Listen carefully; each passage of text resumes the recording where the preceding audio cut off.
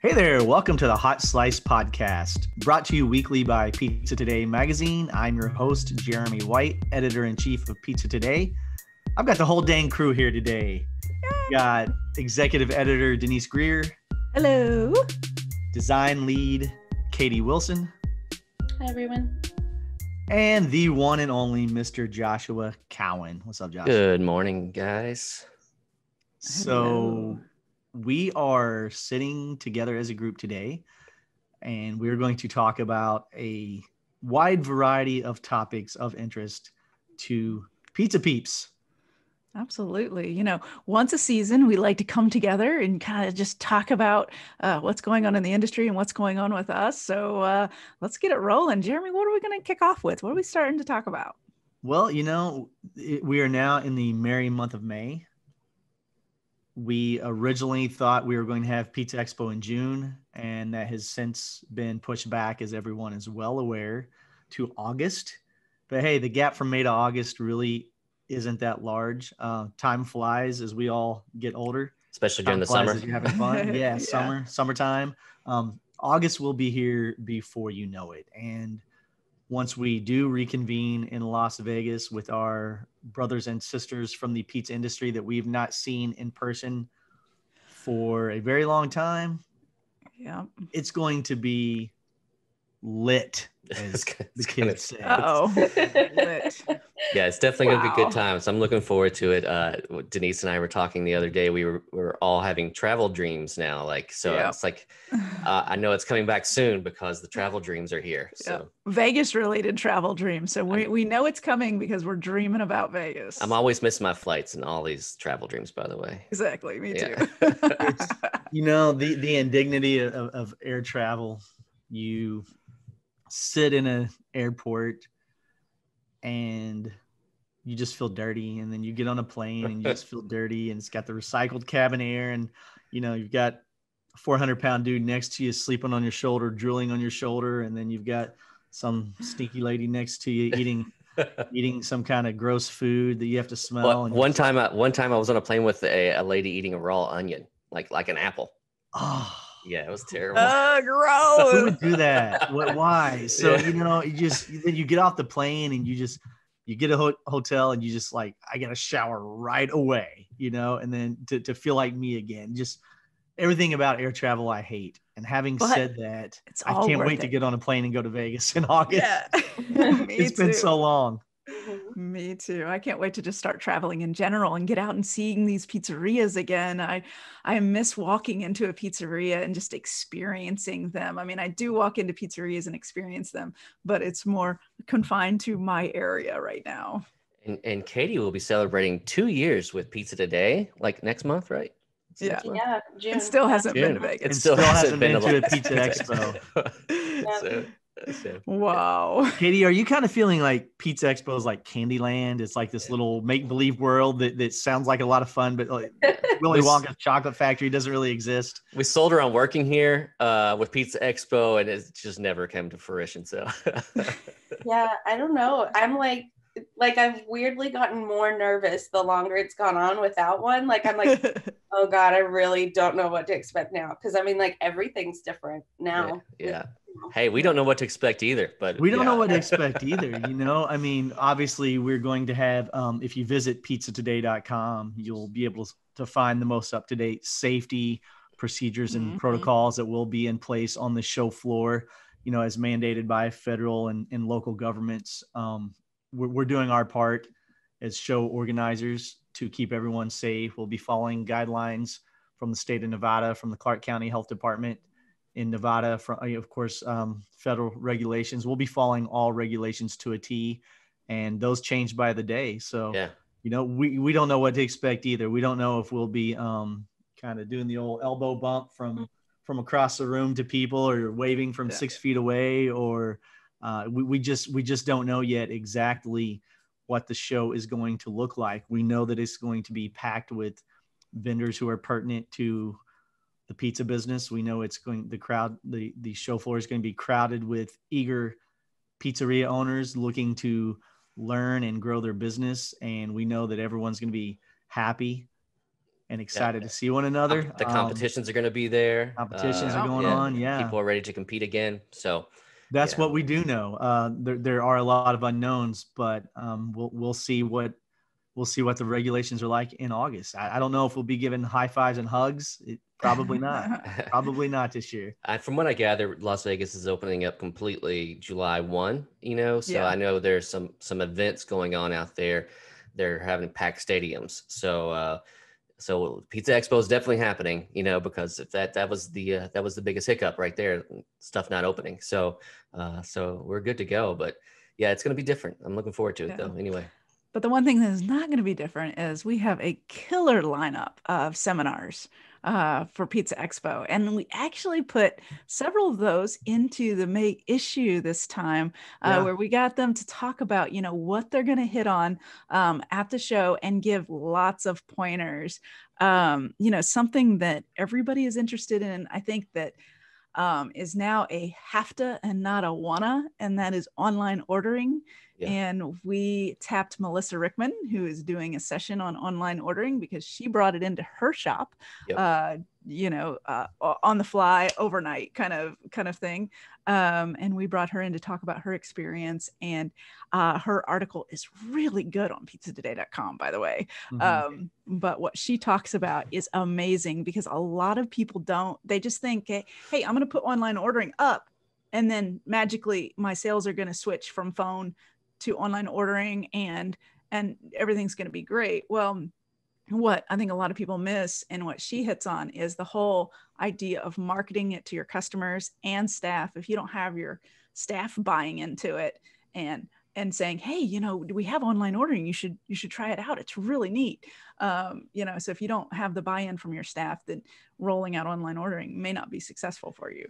Right. It doesn't need to be an afterthought. It needs to be to the forefront of your marketing and getting it out there and letting people know because, it's so convenient for everyone once they get on that bandwagon of online ordering.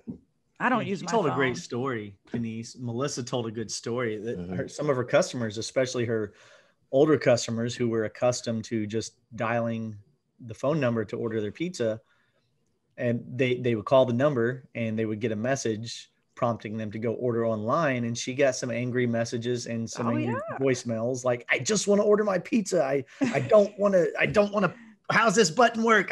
I just want my pizza. Mm-hmm. And she would call those people back and say, listen, this is what we're doing. This is why we're doing it. And she would explain the process. Mm-hmm. And by and large, with 99% of people, that went smoothly and they understood and accepted and would place their online order. You can't please everyone, I'm sure, but it was kind of neat to hear how she had to reach out to some customers individually and explain the process. We're in a strange time where like the older audience would like to call, and anyone under 35 calling someone, talking to them on the phone is just the worst thing that could possibly happen. So I don't use my phone to call people. Right. I'm 43 and I used to be the whole, call the pizzeria, but now I've gotten to a point, in the last 5 years, like if I have to talk to somebody on the phone, it ruins my day. So, I was getting gas the other day, especially somebody I don't know. Okay. And I put my debit card into the pump and there was an issue that it wasn't working. And so the prompt comes up on the screen, please see cashier. I'm like, right. Absolutely not. No way am I going in there and talking to a human. Ain't going to happen. Took my card, got in my car, drove up the street to the next gas station and got my gas. No, I've done that several times. I'm not going in to talk to anybody today. Yeah.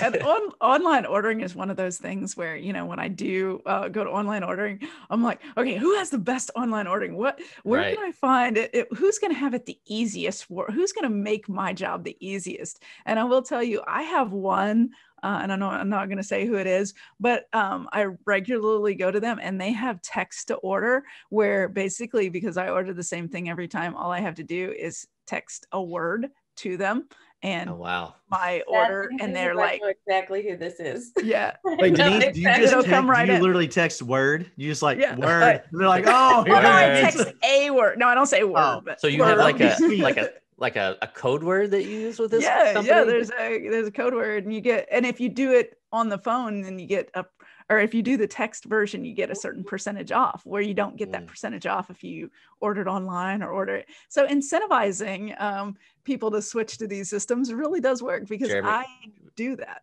We need to get, somehow, some way, we need to get Denise's code word We and need just her start code ordering word. pizzas to her house all the time. You know, I still remember from my childhood, I still remember the code that would get me in the video game Mike Tyson's Punch-Out. Oh yeah, it's 007373596. Yes, and that would get you to Iron Mike, right? So I have no idea what you're talking about. I think if we could get Denise's code, and then we could have pizza delivered to our house, right, that Denise pays for, that would be great. Fine, yeah, I'll buy your pizza. Fine, that I don't mind buying you all pizza. That's fine. You just text word, right? Just text word to any pizzeria, and that's Denise's secret code. It's word, yeah. But it's spelled W-R-D, not W-O-R-D. I do love the text to order, or being able to do it from your notifications on your phone, you know, where it comes up on your notifications. Like, that's fun. Online ordering has come so far in the last 5 years. I mean, it was almost a pain to online order 5 or 6 years ago, but now it's completely different ballgame, especially this year. They've really upped their game. So yeah, it's definitely the way to go. And no longer do the, because a lot of times before, people would have to use a third-party service, and it would go out of their site and go into another site. Right. And I feel like more and more the smaller companies are able to get it embedded into their sites, where they're not having to ship out to a different site. So that's kind of exciting for them, because they're keeping it in their systems. See, I'm all about carry out. Like, for some reason, because I'm always, like, we're a busy family, I have 2 boys and various extracurricular activities. So we're always on the go. We're rarely home. And so I typically don't have pizza delivered because I'm already out and about. So I will call the pizzeria or get on the app or whatever and order, and I'll always select carry out, because I've found, like, I've got hungry boys. Yeah. We get quoted a delivery time of 60 to 75 minutes quite often, whereas we select carry out, it usually says 20 minutes, and I'm already out anyway. So I'll just order through the app or place a call, boom, go pick it up on my way home. So I'm the carry out king. I'm the curbside guy. I do curbside, because the pizzeria next to me, we order on the app, and then I just drive, and they have a parking spot for you. So you just pull up, call, I'm here, they bring it right on out. So yeah, that's how I've been rolling lately. I'm delivery all the way. Bring it to my house, leave it on the porch so you don't disrupt my dog, and then I'm good. The pizzeria is so close. It's not even a quarter mile. I feel just terrible paying delivery charges when I could just go pick it up over there. It feels I'm good helping to have that feed designated. a delivery guy's family, So Yeah, a delivery I hear woman's you. family. So Doesn't it feel good to have that designated parking spot, though? You feel it really does. I feel like the expectant mother at the mall who gets to park in the front row. I'm like, I ain't pregnant, but I still get the primo parking. That's pretty cool. Well, I remember covering curbside, like maybe 9 years ago. And it was such a novelty. Like, people were like, why would you designate parking spots to this? Because, I just don't see people using it. And then Applebee's did it, and it Olive Garden blew up. Charlie's, All those big chains started doing it. And then now with the pandemic, I really think that curbside's going to live on past it is here pandemic. to stay. I think people are used to it, and you have families with babies in the back. You do not want to have to unbuckle your sleeping child to go in and get a pizza. I just That's a great point. When my boys were babies, I would often go through a drive-through, because if I had the baby by myself, it's too much of a hassle to unpack them, to go in and get the food. So basically, if it wasn't a drive-through, they were off my list at that point in time. I had to be able to pull up to the window to keep the baby in the car. And you're right, with curbside, it opens a whole new world of possibilities that didn't previously exist. Yeah, wrangling a toddler into a car seat will take the life right out of you. So having to do it just once, a little bit about that. Just do it just once is enough. So the easiest way possible is the best. Is to avoid it.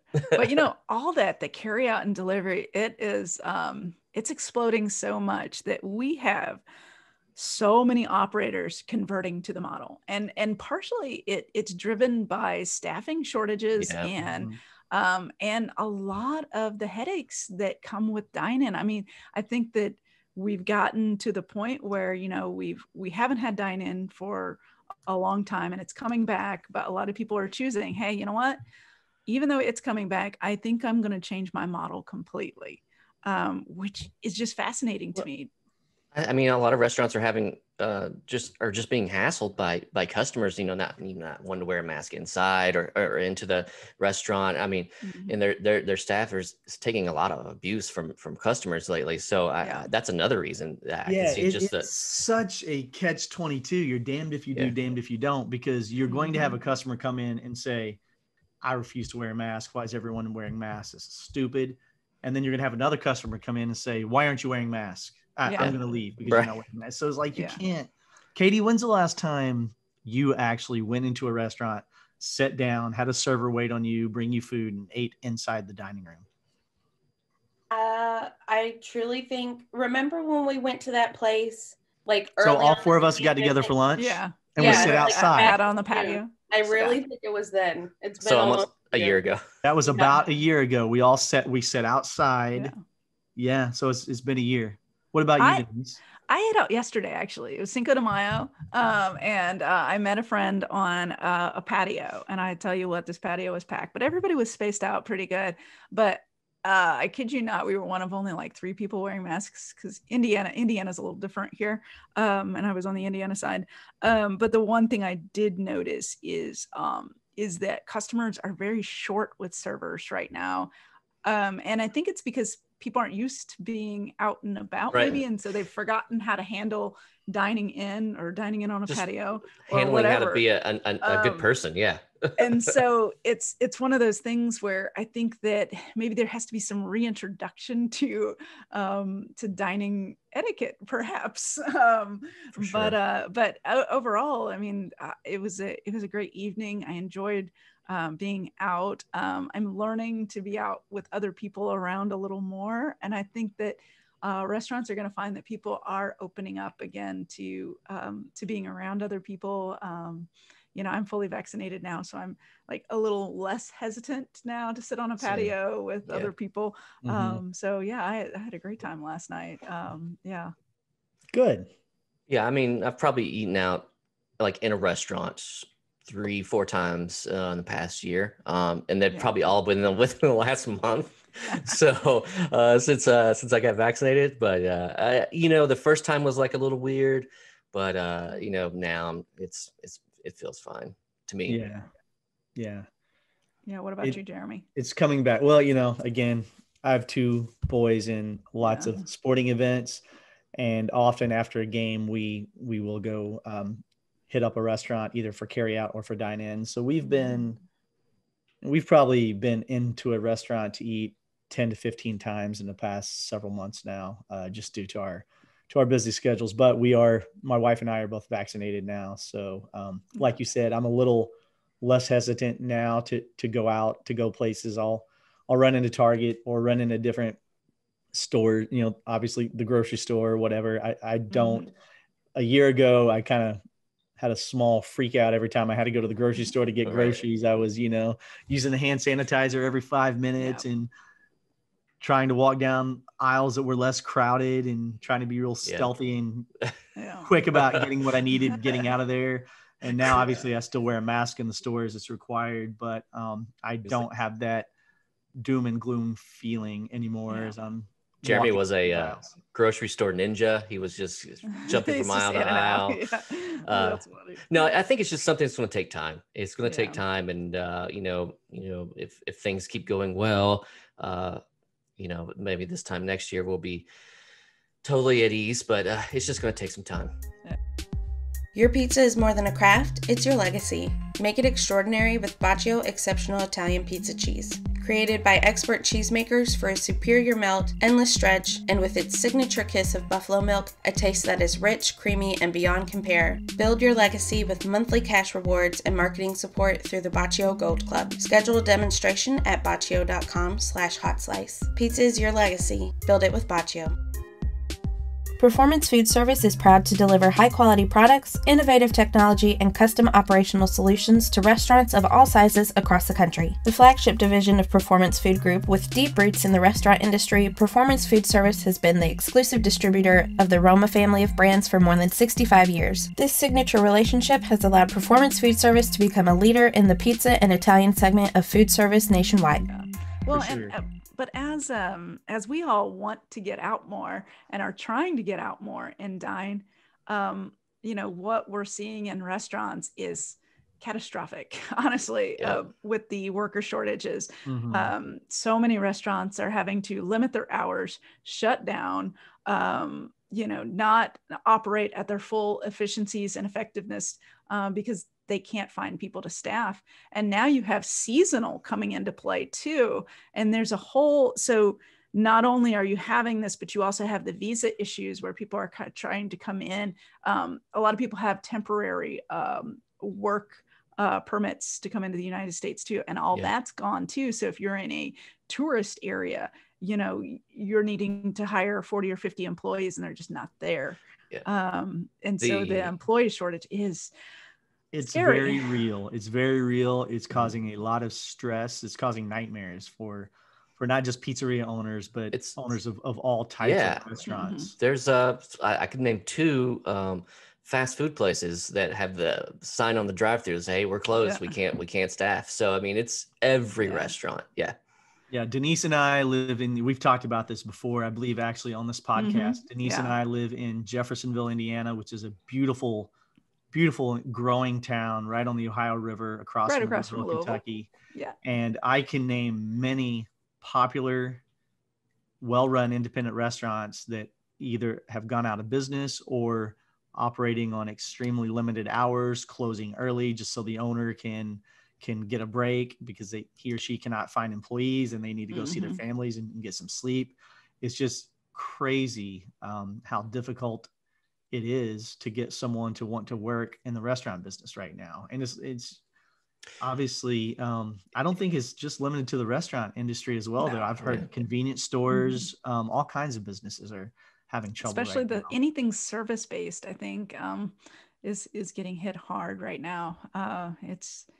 Retail, go to a Home Depot and Lowe's. It's like, you can't find anyone to help you. It's like, so, but the solutions, solutions are very difficult because, you do have to get outside of the mainstream and try to come up with innovative ways to find those employees. Unfortunately, it's a lot of, you have to, try things. They may not succeed. You have to try other things and you just got to keep going. But, unfortunately, the reality is that the money is probably going to be the incentivizer to get people in the door. You can drive around our little small town right now, Denise, and you can see some large fast food, major chains, fast food chains. We don't need to name them, but some really large fast food chains have signs out front, $200 signing bonus, $15 to $20 per hour. $20 per hour to work in a fast food restaurant a year ago, 2 years ago, would have been unheard of. Yeah. A $200 signing bonus. And obviously we all know what the turnover rate in the restaurant industry is anyway. And it's even higher in those types of establishments. I mean, they cycle through people. And so to give a $200 to $300 signing bonus and pay $15, $17, $18, $20 per hour, that's what they're resorting to. And they're still not able to hire people. It's insane. Something that the independent pizzeria owners have going for them, though, is they have their culture. They can build a culture any way they want, unlike a fast food restaurant that it's like, hey, you're just going to clock in, you're going to clock out, and this is the hell you're going to have to deal with in between. So with, so they do have that going for them. And, I think that's really going to help if you have a pizzeria and you have a culture within your pizzeria with the employees and the managers. That's going to help a lot, and keeping staff. Yeah, absolutely. That's the one of the things I should say that you can control as a small business owner, is the way you treat your employees, the way you treat your customers, and the culture you create inside your four walls. Your pizzeria can be anything you want it to be, right? And if you want to act like a jerk, treat your employees like a jerk, then they're not going to be loyal to you. They're not going to want to stay. But if you have always been inclusive, friendly, smiling, treat your employees like family, take care of them to the best of your ability, pay them the most you can pay them, provide ample time off when needed. If benefits are viable, provide benefits. If you have taken care of your people and you've rooted yourself in that culture of inclusivity, then right now you probably are doing much better than other restaurants when it comes to the hiring game. Yeah. I mean, it creates a loyalty for sure. Yeah. And something that a lot of restaurants are switching back to, which was, when I was a manager in a restaurant, this is something that we had to do. And that was having a lot of staff on short shifts because people did not want to, dedicate too much time. So we had huge schedules and we had to, move people all around to get them in. But luckily now there's software that helps with that. But definitely keeping a high number of employees is a strategy that could help you right now because people are looking for flexibility. So if you can, work with somebody that'll work, Tuesday from 6 to 10 or whatever, you've got to be able to balance those. When I was a manager at Subway, when I was a manager at Subway, you had the night shift too. Wasn't your Subway like 24 hours or open really late? To midnight through the day, through the week, and 2 a.m. on the weekend. But in a small town with 2 stoplights. So like people were really not there. But anyway, 4-hour shifts, that was the way to go. That's the way we staffed everybody with 4-hour shifts. So yeah, absolutely. And I think a lot of people are going back to that. I think and some people are like looking at the gig economy and seeing if the gig economy is affecting it. And it might be, you have a lot of young people that are looking for alternative ways to make incomes. So enticing those young folks in is going to be key. How can you bring in a teenage employee or a young 20-something to make it worthwhile for them? And I'm not suggesting by any means that you lower your standards, lower your expectations, lower the bar of the type of employee that you'll hire and retain.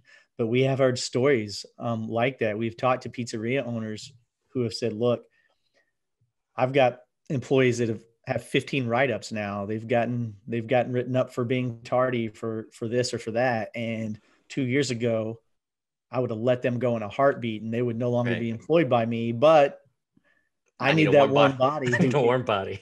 Right. I need that warm body who can perform these tasks. And so I have to keep them on board. That's a shame, but at the same time, well, and also where they're coming from. I mean, look, Josh, you and I both suffer from seasonal allergies, right? Denise as well. Sometimes allergies will make you cough, right? If I'm in a restaurant right now and I see a worker walking around coughing, and it could be harmless seasonal allergies, I'm going to freak out right now. I'm like, no, why are you here working today? So. Yeah.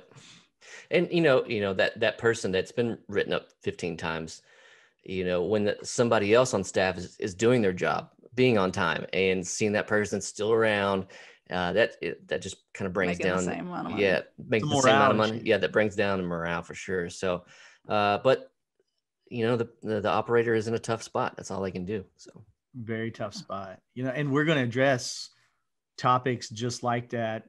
We have in the magazine and on pizzatoday.com and on Pizza Expo 365. We'll address that at the show in August.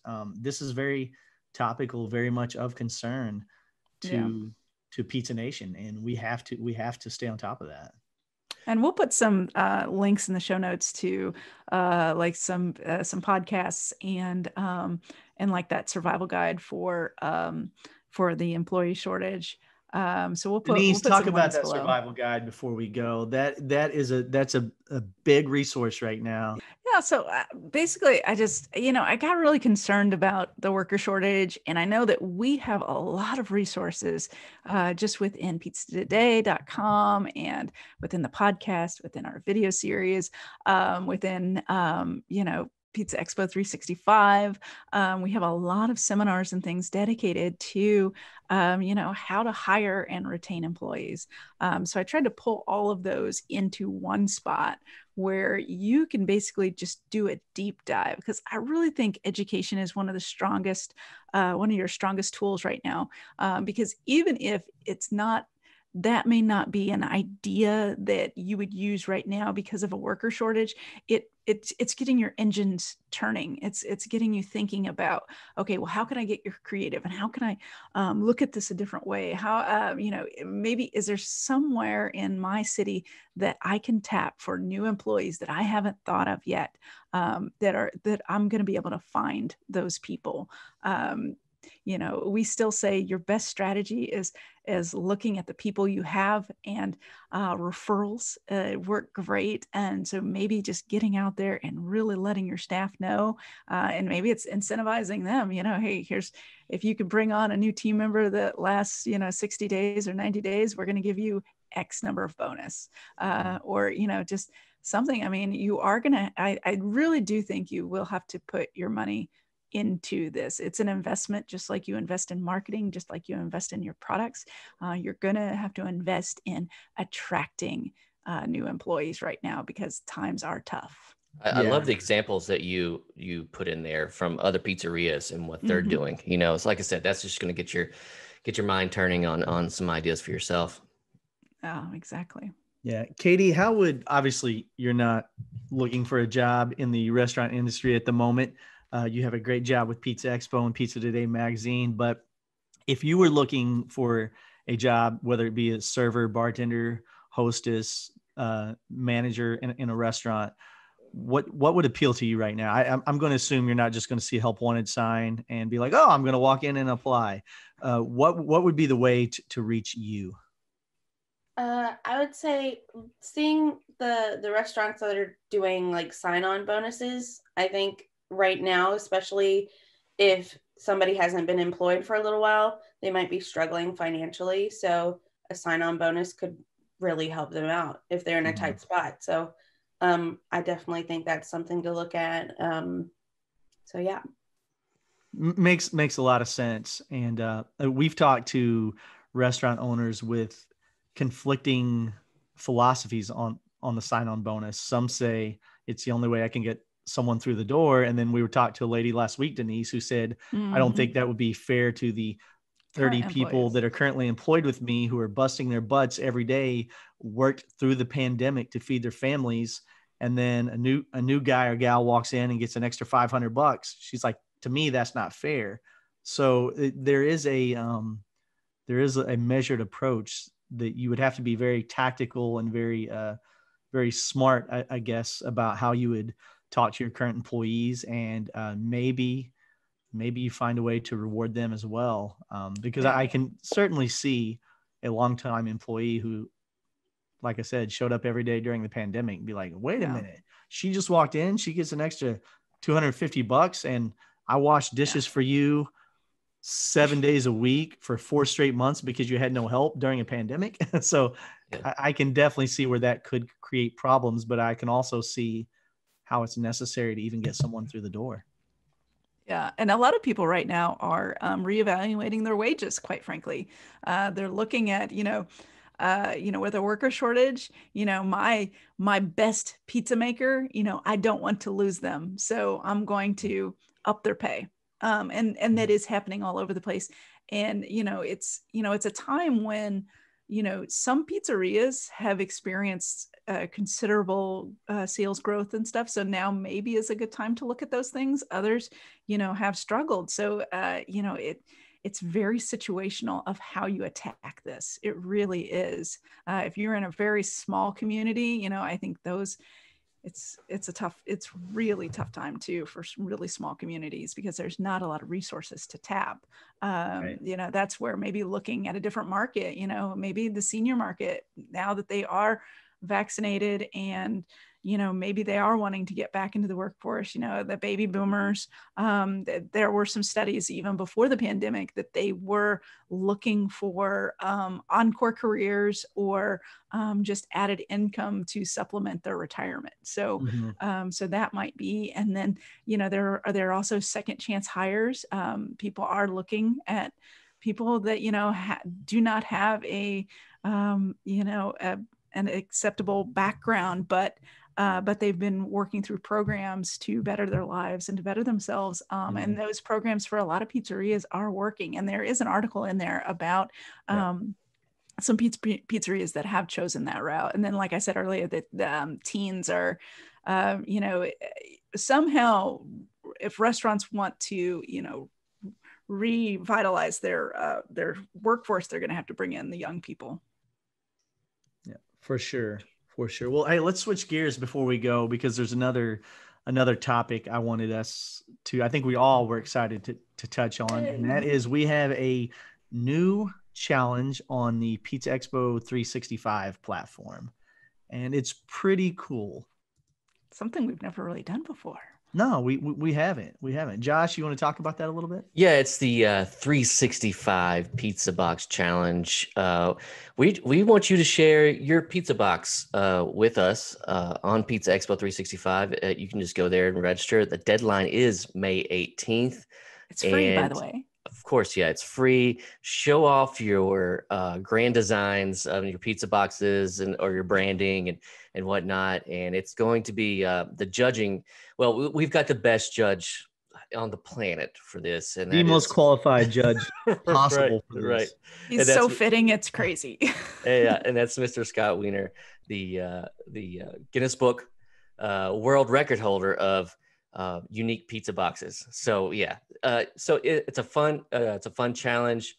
What do they win here, guys? I can't remember what they win here. Let me see.